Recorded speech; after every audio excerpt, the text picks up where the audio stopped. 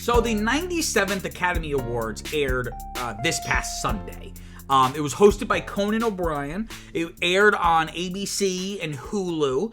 Though arguably Hulu, because as we'll talk about, there was a lot of technical issues. And it brought in about a little over 18 million viewers, which is about 7 or 8% down from last year. So not a huge drop, but, definitely you would want to see increase, especially since the Oscars has just been on a downward trend, viewership wise, for years. You could argue decades, but really years, right? So, not great, but at least it stopped the bleeding just a little bit. So I'm not going to go through every single award, but I just like to kind of briefly run through in case you're living under a rock. If in case some reason you are someone who cares, yet you don't already know, I'm going to just go over the major winners, just so we're all on the same page. So best writing for adapted screenplay went to Conclave. Best writing for original screenplay went to Anora. Best actor in a supporting role went to Kieran Culkin for his role in A Real Pain. Best actress in a supporting role went to Zoe Saldana for her role in Amelia Perez. Best actor in a leading role went to Adrian Brody for his role in The Brutalist. Best actress in a leading role went to Mikey Madison for her role in Anora. Best directing went to Sean Baker for Anora. And then Best Picture went to Anora. So you're hearing Anora a lot, right? So looking at kind of the scorecard of the films that won 2 or more awards, we had Wicked with 2 wins, Amelia Perez with 2 wins, Doom Part 2 with 2 wins. Really, Doom Part 2 and Wicked should have swept, but whatever. The Brutalist with 3, and then topping them out, Anora at 5 awards for, like I mentioned. So best original screenplay, best editing as well, best director, best actress, and then best picture, right? By studio, those 5 awards are also going to Neon, right? Because Neon's the one that distributed Anora. But then we also have Warner Brothers with 2, Universal with 2, Netflix with 3, A24 with 3, and like I said, Neon with 5. So let's talk about some of the highlights of the broadcast. Because it's not just an award ceremony. It's not just an award ceremony. It is also a television special, right? It's a spectacle, if you will.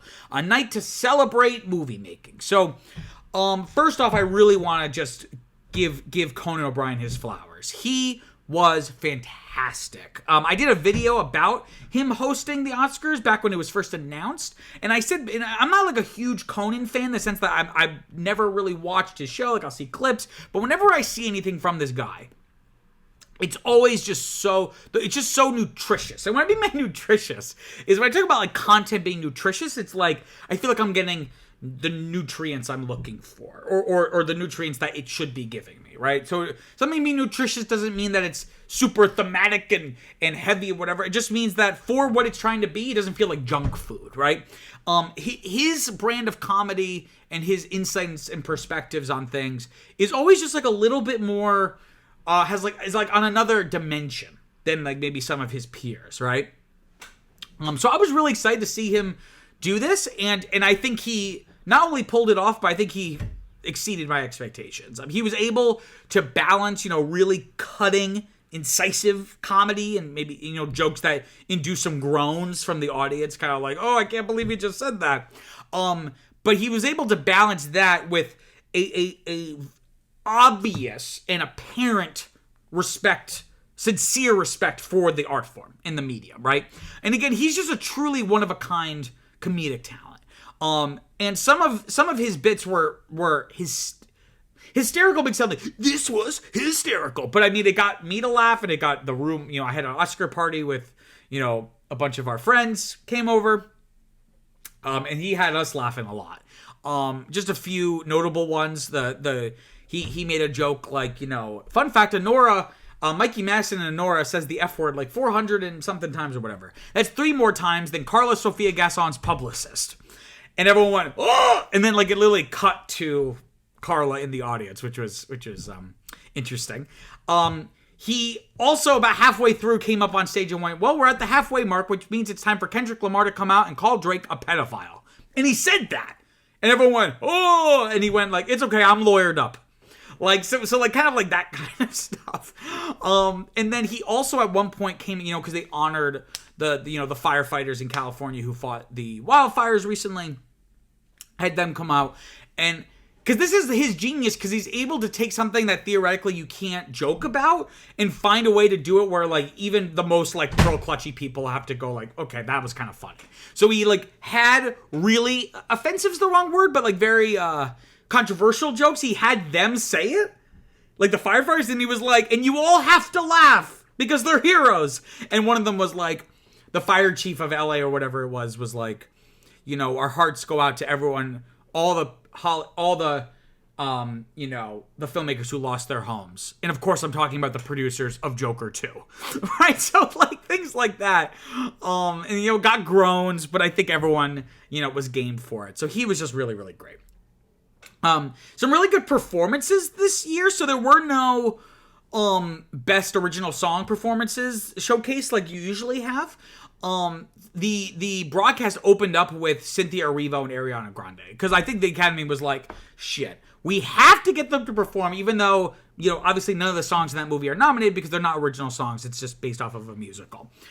So it starts off with Ariana Grande singing Somewhere Over the Rainbow from Wizard of Oz, of course.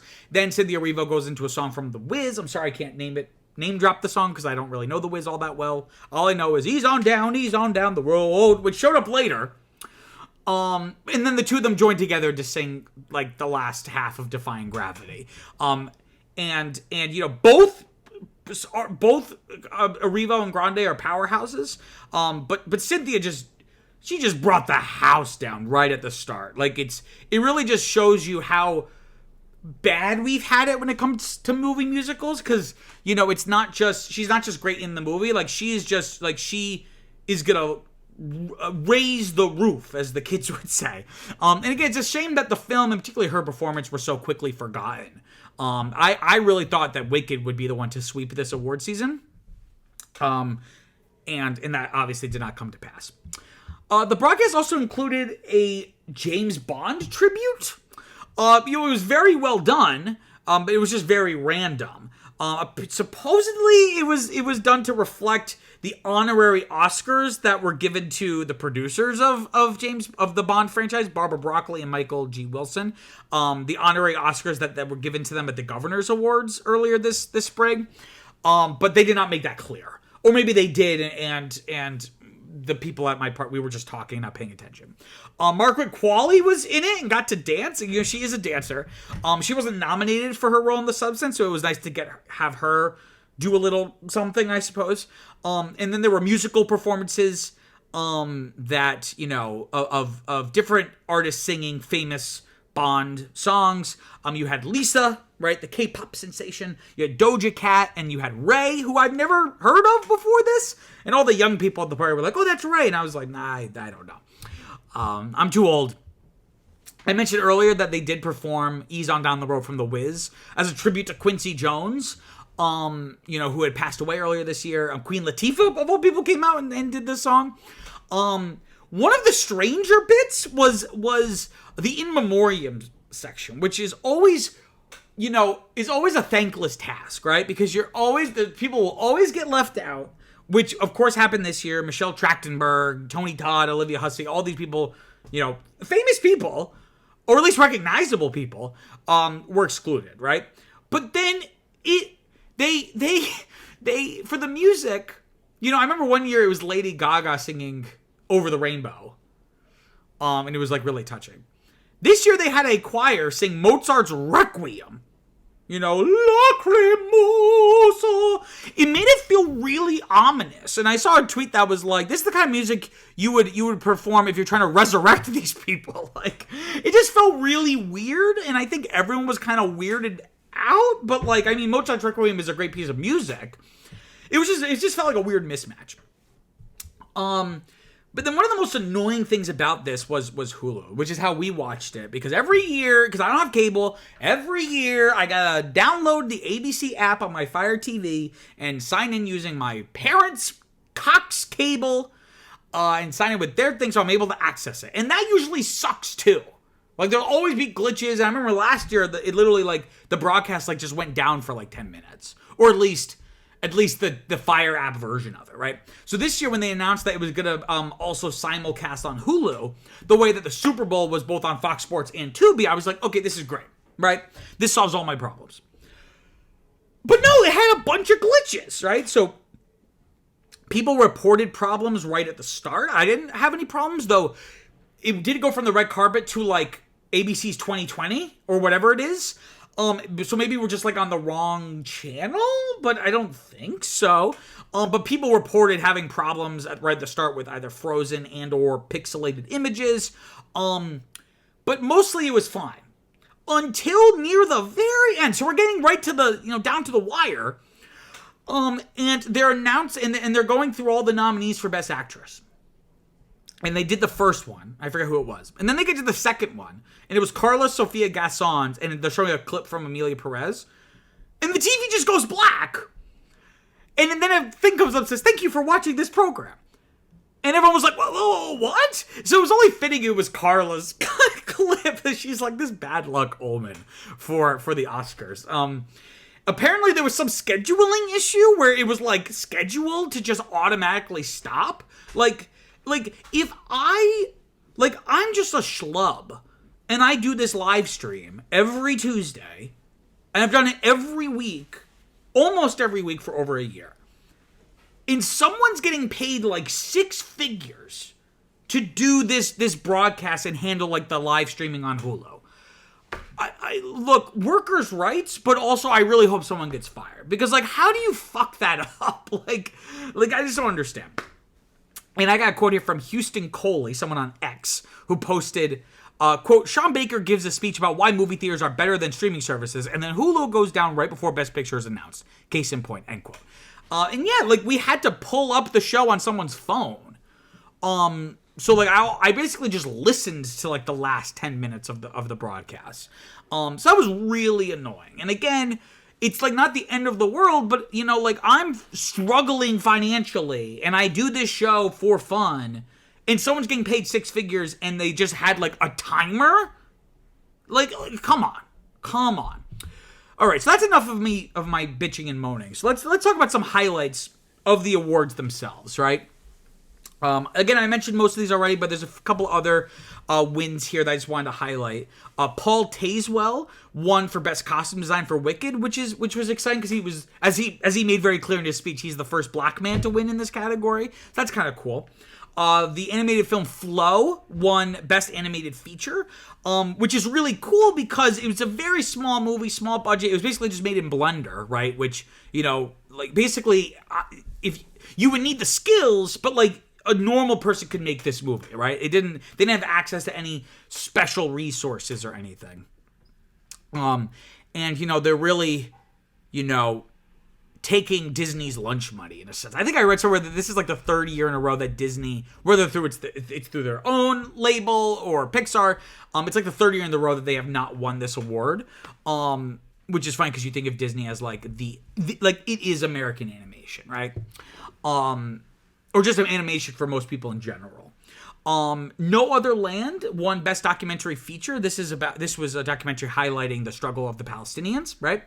And the guy who went up, who was Palestinian, really, without being like, fuck Israel, fuck the United States, was very, it was really cool to see on the Oscar stage, like someone actually getting to, give voice to the powerless.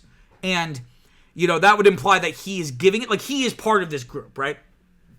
It was kind of somewhat not undermined, but it was somewhat complicated because apparently the film was made as kind of like a Palestinian-Israeli kind of cooperative. And then the Israeli producer came up and basically kind of peddled the same like, oh, both sides need to lay down their the blah blah blah, and like, look, I'm against violence, right? So equating what terrorist groups have done to Israel with what Israel as a country has done to the Palestinians for almost a century feels like a false equivalency, right? But you gotta say that stuff at the Oscars because like Hollywood is very much pro-Israel. But it was still very much at least cool to see. And to be fair to the Israeli producer, he did kind of call it out where he was like, like he and I are so similar, but I live under civilian rule of law and he lives under military rule of law. And I can't be safe until he is free. Right? So that was really cool to see on a national stage like that. Of course, Adrian Brody won Best Actor. He made history in a couple ways. He made history. He's the first actor to win 2 Best Actor wins on his first 2 nominations. So he's only been nominated twice in this category. I think ever, right? But in this category, and he's won both times. That's kind of cool. But another record that he has broken is his speech. It is super long. In fact, the music started to play him off, and not even like right away. It was like maybe halfway through, and he basically was like, "Turn the music off." Like, I've been up here before, right? And apparently it is now the longest speech in Oscar history at 5 minutes and 45 seconds. So, the tweets write themselves of like, oh, the speech was just as long as the Brutalist. Oh. But, it was a pretty long speech, and it wasn't particularly interesting, right? I think I saw someone tweet being like, it's so great because Adrian Brody is one of the greatest actors one of our greatest living actors. He's also one of like the stupidest people ever. Like, he just had like nothing to say. Like, he shushed the orchestra and then went on for another 3 minutes and basically just said nothing. Like, he just really had nothing interesting to say. Other records being broken with Sean Baker winning 4 awards for one film, right? Which is a new record. Walt Disney himself, who I believe holds the records for the most Oscars, like for a lifetime. He had won 4 awards in one night once. But they weren't all for the same project. So Sean Baker now kind of gets to claim this mantle. It's really interesting because obviously Sean Baker's been making movies for, 10, 15, maybe even 20 years. This is the first time he's been nominated. So to go from being a first-time nominee to winning 4 awards in one night and breaking this record is really cool. For Best Actress, it was interesting to see Mikey Madison beat out Demi Moore. I was really not expecting that. Not that I necessarily wanted Demi Moore. My pick would have been Cynthia Erivo. I don't know why I'm such a Wicked stan, but I wouldn't have necessarily picked Demi Moore. I appreciated her commitment to the role in The Substance, but I didn't find her performance Best Actress level, right? But it seemed like that was where the momentum was going, right? That she had won the Golden Globe for the comedy portion of that.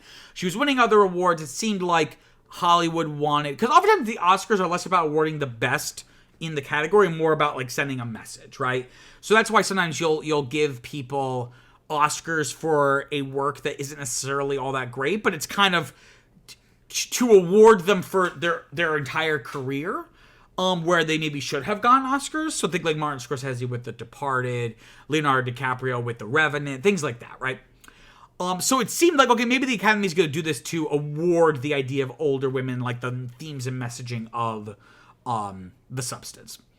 Instead, we basically got the plot of The Substance where this younger, quote-unquote more attractive actress beat out, middle-aged Demi Moore. So that was kind of funny. But I was not expecting it. Though, again, while I don't know if I would have picked Mikey Madison, I'm not upset by this pick because she was really phenomenal, right? Very happy to report Amelia Perez only won 2 awards. Thank God. After 13 nominations, it seemed like it was going to sweep. And, the whole thing kind of imploded. I would say primarily because of Carla Sofia Gasson's tweet controversy, which I did a video about on this channel you can go check out. But even besides that, I think just people realized, oh, this film actually isn't very good, right? And those 2 awards were Zoe Saldana for Best Supporting Actress, which I'm not upset about, right? Because I thought she really put her all into that role. And I just love Zoe Saldana in like everything she's in. So, I'm happy to see her get her flowers. Though it is a little concerning because the film has been criticized for being offensive to both trans people and like Mexico and like Mexicans. And when you win an Academy Award, you don't just like go back to your seat. You go to like a little press room where you like take like more, you like maybe make a longer speech and take questions from reporters. And a Mexican reporter basically was like, how do you respond to Mexicans like myself finding the film kind of offensive? And she was kind of dismissive. She was just like, I'm sorry you feel that way. That's like the worst kind of apology. When someone's just like, instead of apologizing for the thing, they apologize for how the thing made you feel. She's kind of just like, I'm sorry that you felt like, offended. That was not our intention. To which I want to be like, is it, like, rarely is it anyone's intention to offend somebody. Like, usually it's unintentional. But she was basically like, it's not really about Mexico, blah, blah, blah. So it was like a little insensitive to that critique, but, I can't be super, super mad because I just love Zoe. Maybe she's canceled, I'm not sure, but I just think she's neat. And then the film also won the award for Best Song. And it was really awkward because, like, Camille, who's, like, a French songwriter who, like, helped with the music, when the three people who wrote the music went up, she's, like, started singing one of the songs. It's really awkward because it's, like, none of the songs are really memorable. And when they are memorable, it's usually for a bad reason. So, it was just really awkward. And people were, like, started to cheer. But I think it was more just to, like, get them to get off the stage. But something that was just really annoying were the speeches just getting cut off by the music, right? Particularly for, like, these smaller awards. Like, I understand it's a broadcast and people are really here. Most people are here to see those big awards, and we don't want to use up a bunch of time to, have the costume designer give an 8-minute speech, right? But, maybe you would have more time and you wouldn't get criticized for the broadcast being too long. Is, like, maybe instead of having a lengthy James Bond tribute, or instead of having, like, these laborious award intros where the person will come up and just talk for, like, 8 minutes about each nominee, or, like, do, like, a weird skit or something. Give the winners more time to speak. Like, I'm not talking about 10 minutes, but instead of giving them, like, 45 seconds, give them, like, 2 minutes or something, right? And again, a lot of these people who are getting short-shifted are the ones, my friend Jake, I don't know if you're watching this, Jacob, but he was here, and he put it best, where it's like, it's a shame because the people who get the least amount of time to make speeches are the one who need the platform the most, because they're especially, like, the live-action short film winner. Like, they are up-and-coming filmmakers who could really use that moment, and, like give them their due. Like, this might be the pinnacle of their career, and you're basically shuffling them off, right? So that's really unfortunate. But that's a basic overview of the 97th Academy Awards. We're really close to the 100th. I wonder if that one's gonna, I'm sure they're gonna really lean into that, but I wonder if it's gonna feel important or majestic, right? But I think this host of nominees and then winners, the fact that Anora, a 2.5 hour dramedy, not even a dramedy because that makes it sound really quaint, like this kind of, Pretty Woman meets Uncut Gems, drama comedy about a sex worker, not only winning Best Picture, but winning all, like having this huge sweep. It really speaks to the effect that has been seen by the Academy following Oscar So White, the Academy, opening up the Academy membership to make it more diverse when it comes to, ethnicity and sexuality and gender and age, most importantly, right? Just that most of the Academy were just, like, old white men who rarely saw the films, like, saw a lot of films, and when they did, they were a very specific kind of film. So I feel like we're really seeing, we were already starting to see the fruits of that, but I feel like this really solidifies the impact that decision has made. Wow, what an interesting story. I'm sure you have some thoughts about the topic, so comment below, let me know what you think. Also, don't forget to like and subscribe. It really, really helps people find the channel and makes me feel all warm inside. Until next time, I'm Peter Mancuso. Peace out.